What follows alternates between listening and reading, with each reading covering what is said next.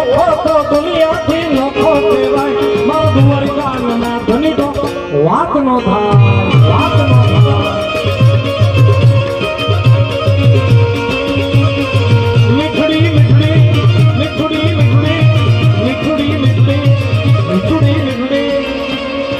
મીઠડી ધરતી ના મીઠા ભગવાન એ દરિયાના ફળિયામાં મીઠા મેશ્યા